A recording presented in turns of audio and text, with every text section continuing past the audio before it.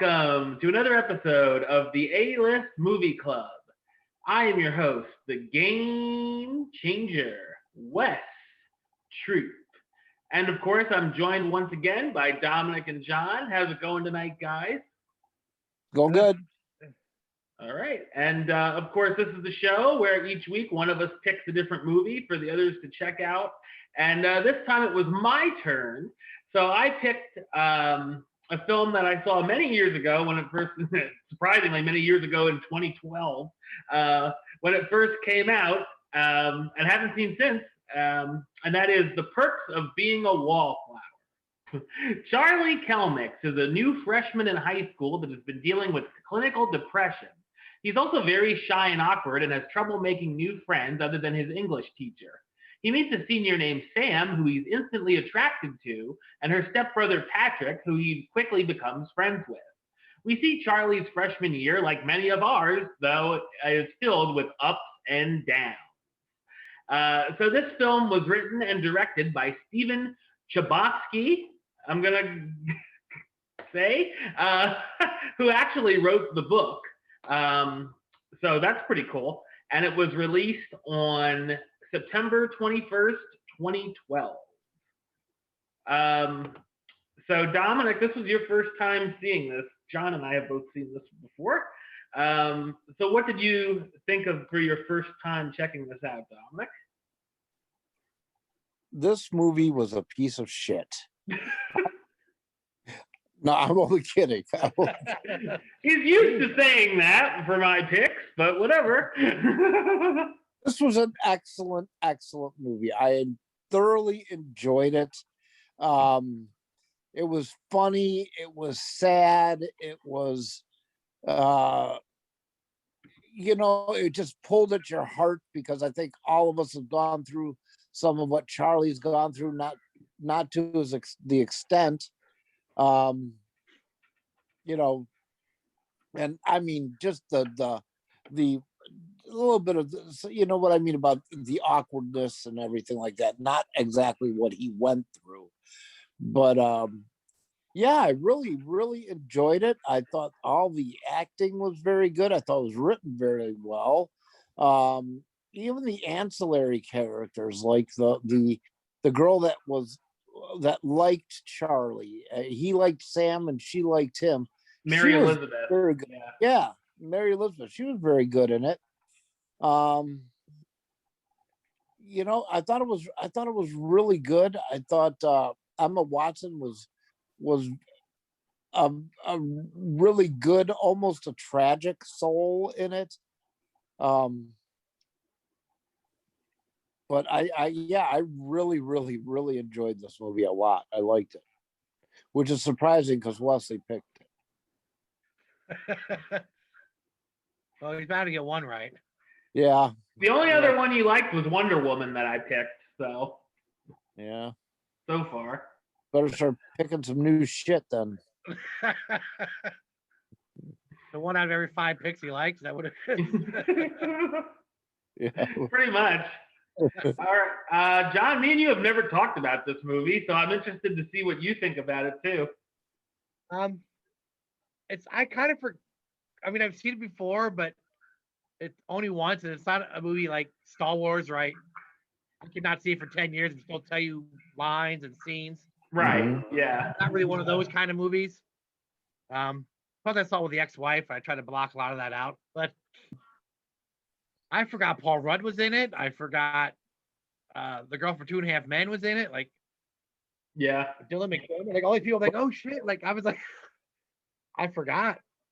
And it's nice to see Ezra Miller before he sort of got famous, I guess.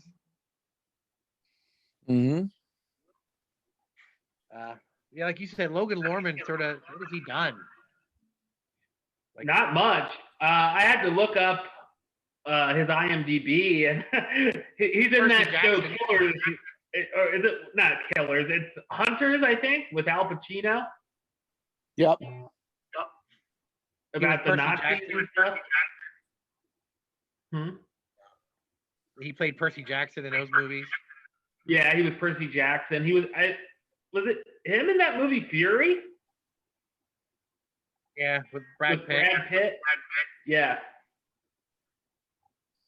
But other than that, I mean, not a whole lot recently. Yeah, nothing like big star wise. So what did you think of it, John? I liked it. I liked that Paul Rudd wasn't really funny. I mean, kind of, but not a typical Paul Rudd role. You know, I thought all the actors were good. I mean, they seem like actual high schoolers. I know they really weren't, but you know, they played it well enough that you believe they were 14 and 15 and 16. And they were, yeah, that kid, the main kid, Charlie, really good. Yeah. You could sort of see a lot of his pain without him saying it, like just in his eyes and the way he behaved and interacted with other people. You could see a lot of that stuff weighing on him. As someone who I deal with depression every day, I take medicine for it.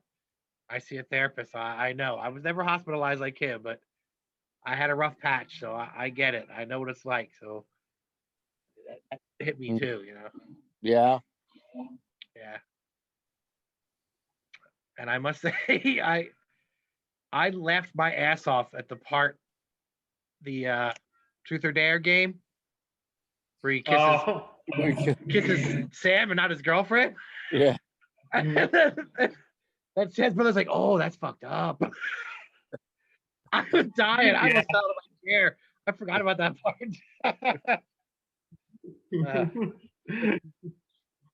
So I like that it had moments like that to let up because it's kind of a heavy movie. Yeah. It's serious. Yeah. But it's not like Manchester by the Sea serious. I like right. But it's good. It's good drama. I enjoyed it, yeah.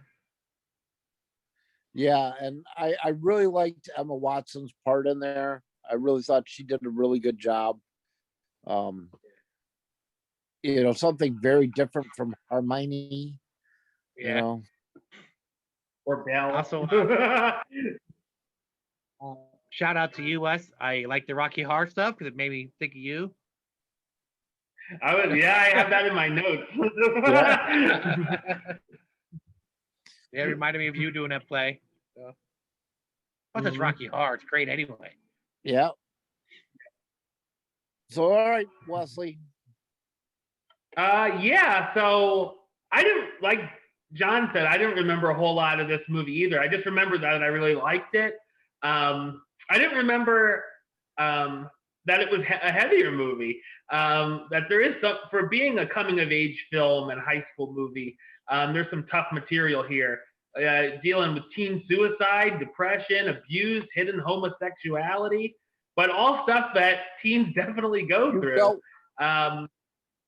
All stuff that you've dealt with.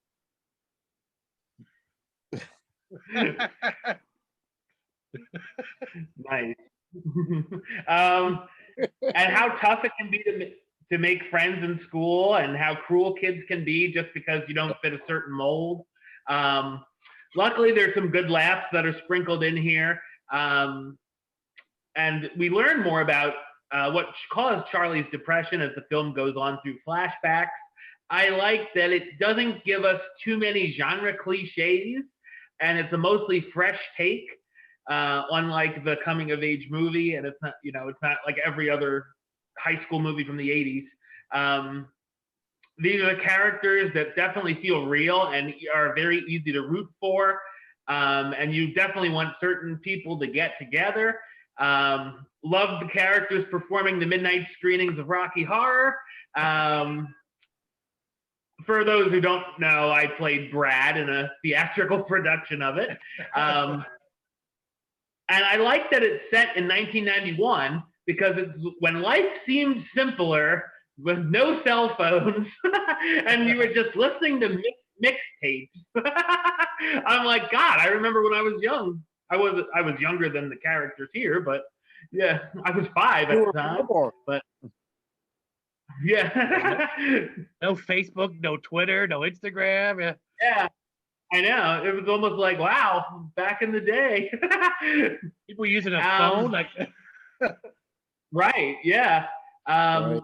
I think these are the best performances from Logan Lerman, from Emma Watson, and Ezra Miller that I've seen since You know, great supporting cast as well. As John said, Paul Rudd and Mae Whitman, who played Mary Elizabeth. All those supporting characters: Dylan McDermott, Kate Walsh, Joan Cusack. Yeah. And I love the soundtrack as well. Of course, that was one thing I remembered was the tunnel scene with playing Heroes. Yeah. Great I'm scene. not sure how they didn't know that was David Bowie. I don't know what this song is, but I don't know if they heard me or not, but I did shout that to the screen. Yeah. I was watching going, it's Heroes, David Bowie, come on. Well, back before the age of Shazam. At that time, that song Heroes was not a hit for Bowie. Really? It never had radio play until it was in the movies. Really? Yeah, I never heard Heroes until it was looking with Godzilla or something. I don't know. The Wallflowers did. Funny enough, the Wallflowers. Right. No, I had never heard it. I'm not a huge Bowie fan, but I had the CDs like some of Bowie's greatest hits, like Changes One Bowie, which was one of his greatest hits. It's not on there.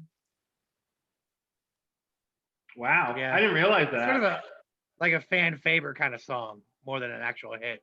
Right. Okay, so then I could see that then. I just grew up in the era where that was, you know who it was.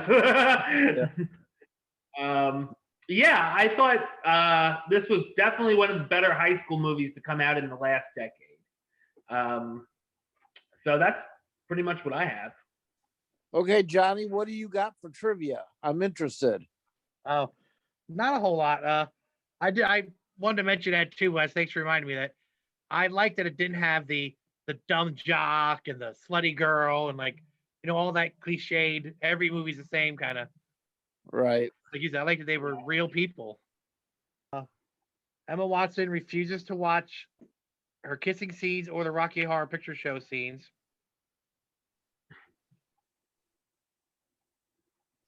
Ezra Miller auditioned over Skype, and he was so good he got the part. Wow. It was really good. Yeah. It's hard to think of the world we live in now. This is 2012, where they had to be secretly gay. I think of it now, where that wouldn't be an issue at all. Right. How the world. Yeah, I'm guessing it takes place in Pennsylvania. They never said where. Yeah, Pittsburgh. Suburb of Pittsburgh. Okay. They kept saying Penn State, and I saw Pennsylvania license plates, but okay, that's what I figured it was out that way. In the book, Patrick and Mary Elizabeth are chain smokers. They took that out to get it to PG-13. Wow. A deleted scene. Charlie's sister Candace is pregnant, and Charlie goes with her to have an abortion. That was cut. Wow. That even would have been heavier. That would have made it an R rating, they said. I didn't realize that something like that. I didn't realize that. Yeah. The director and book author said Dead Poet Society and The Breakfast Club are two of his all-time favorite movies. So this movie's influenced by that. It said no cell phones, no internet, use of records and cassette tapes. The song "Low" by Cracker was a big hit that year. Yeah, that was, we were watching it, and Dominic's like, what is this song? And I'm like, I don't remember, but I like it. You know that song by Cracker? Yeah. I knew what it was, but I didn't know who sang it and what it was called. I saw them for free in Reading. Really? On Penn Street.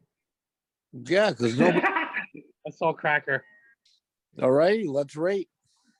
Go ahead, John. You can say here. Yeah. Oh, I go first? Oh, okay. I liked it, so I'm probably gonna give it like a 7. It's good. Like you said, one of the better coming of age movies I've seen. Yeah, just not a lot of Okay. rewatch value because it's really a downer. Yeah.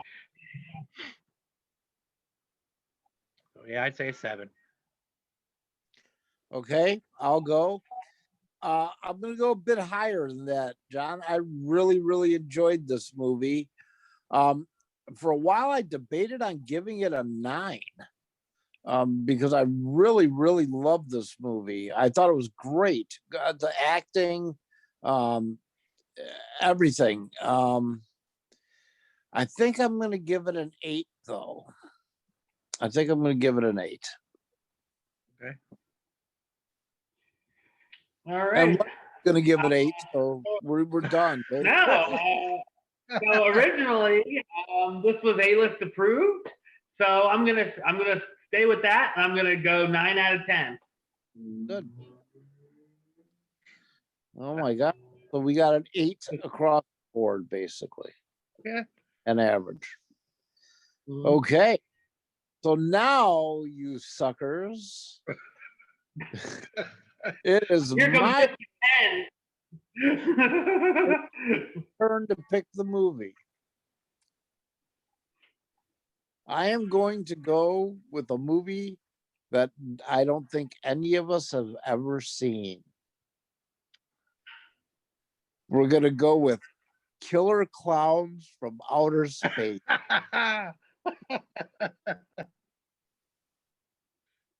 Nice. Good pick. I saw it a long time ago as a kid. I actually have that DVD and I've seen that movie. Well, you get to watch it again. That might beat my Howard the Duck.